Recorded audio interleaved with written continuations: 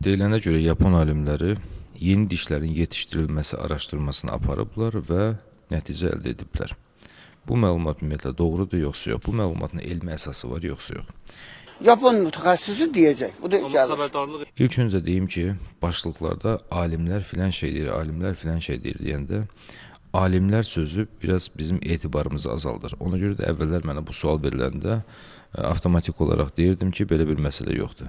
Çünki bu məsələ nəyə oxşayır? Yəni, hər hansı bir naməlum bir frazanı götürüb, onu hər hansı bir alimin adına yazırlar və belə də ki, dezinformasiya yayılır. Necə ki, Albert Einstein'in adına bugünkü gündə çoxlu memlər var.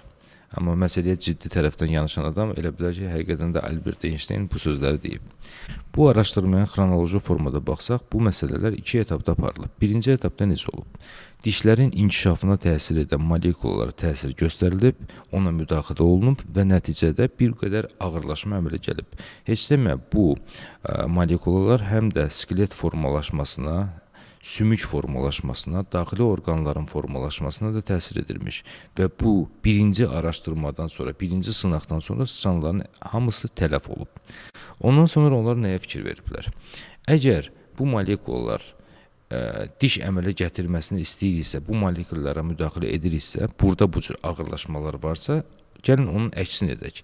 Yəni, dişlərin inkişafını saxlayan antitellərə müdaxilə edərək nəticə əldə etmək istəyiblər.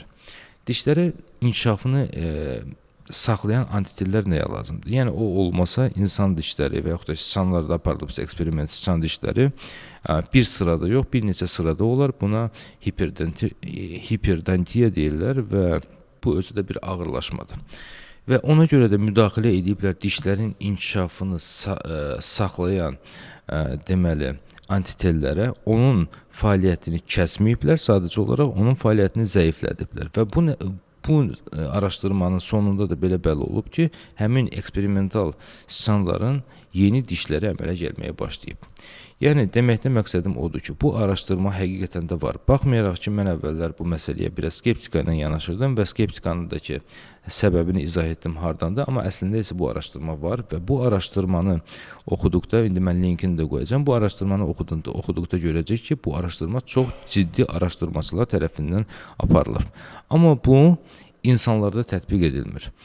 İnsanlarda proqnoza görə 2030-cu ildən sonra tətbiq olunacaq və bunun üçün ilk olaraq könüllülər bu eksperimentə dəvət olunacaq və nəticə də ki, yəqin ki, bir 5 ildən, 10 ildən sonra tam aydın ola bilər.